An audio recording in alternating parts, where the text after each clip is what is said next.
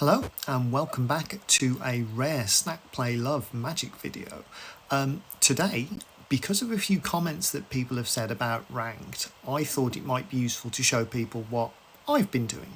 Now, as people from the channel know, we haven't bought the Mastery Pass yet. It exists, but we will get all of these things at the end when we cash out. Usually, I wait until we've passed the draft token and then just buy it. As I haven't really done any drafting this set, I've just not bothered. It's worth it because I'm going to get to all the points, but we are talking today about ranked. Ranked reset yesterday. So I am back down to Platinum Tier 4. This is where you automatically end up if you got to Mythic the previous month. Being at Tier 4 is very important for this strategy of having fun in ranked.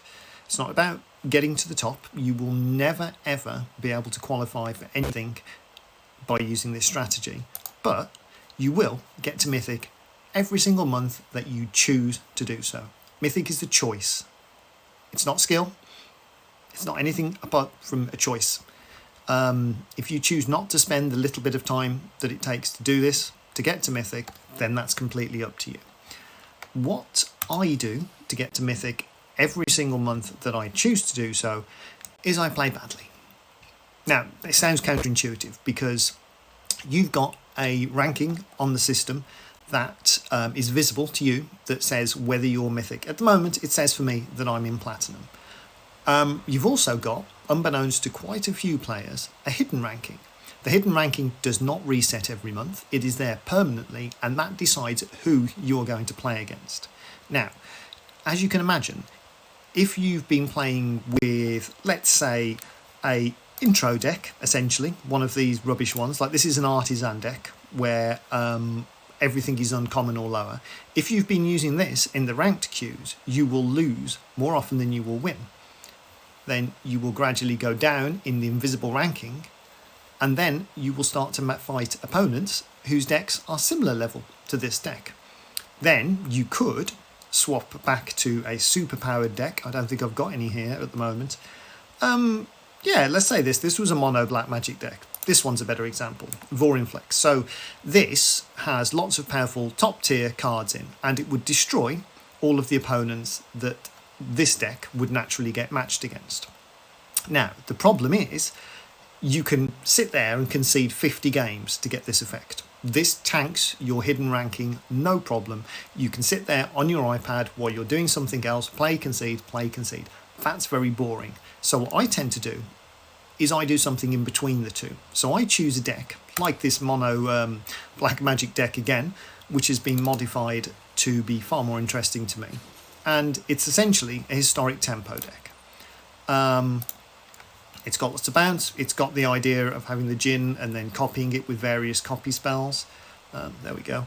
And the spells get cheaper because of the Djinn. Brilliant. Fairly straightforward. But against the top tier meta, Mythic, it's not going to work. But if you play this deck long enough, you will lose enough times that you can go roughly 50-50 with this deck in Mythic. Now, that seems counterintuitive, but what actually happens when you join Mythic is you get a percentage next to your name.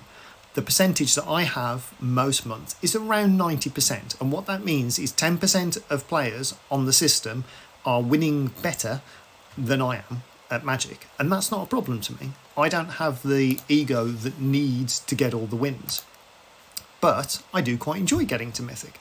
And when you get to Mythic, you get your whole one extra pack, which is the literal only reward for getting to Mythic. Because remember, we're already in Platinum, we're getting these two card styles, we're not getting any extra gold, we're just getting one extra pack for Diamond and one extra pack for Mythic.